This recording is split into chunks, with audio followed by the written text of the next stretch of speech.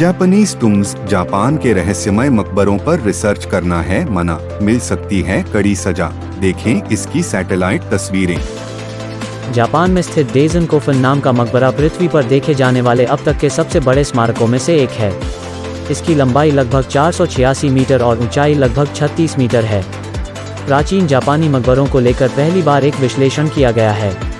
इन मकबरों को कोफुन के नाम से जाना जाता है। पॉलिटेक्निको डी मिलानो के रिसर्च ग्रुप ने पहली बार इन पर अध्ययन किया है, जो पहले कभी नहीं किया गया था, क्योंकि इस क्षेत्र में आमतौर पर बड़ी संख्या में स्मारकों तक पहुंच प्रतिबंधित है। लेकिन अब हाई रिजोल्यूशन सैटेलाइट तस्वीरों ने इन शानदार प्राचीन मकबरों की वास्तविक प्रकृति और खूबसूरती का खुलासा किया है। शोधकर्ताओं के अनुसार इन मकबरों का मुख उगते हुए सूर्य की ओर है।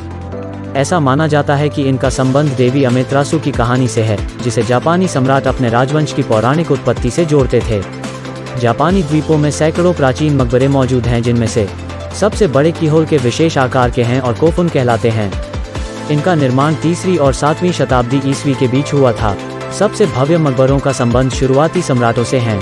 माना जाता है कि छोटे मकबरे शाही परिवार के सदस्यों और न्यायालय के अधिकारियों के हैं। डेज़न-कोफन नाम का मकबरा पृथ्वी पर देखे जाने वाले अब तक के सबसे बड़े स्मारकों में से एक है।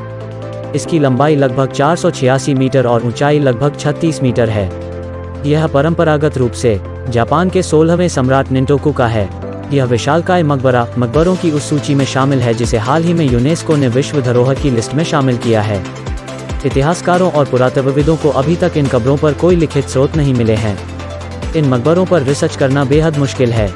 चूंकि सबसे बड़े मकबरों को शुरुआती सम्राटों का माना जाता है, इसलिए उन पर अध्ययन करना जापानी कानून के तहत कड़ाई से प्रतिबंधित है। लेकिन नए अध्ययन ने मकबरों की तस्वीरें पहली बार दुनिया के सामने रखी हैं, जो कई रहस्यों से पर्दा उठा सकती हैं।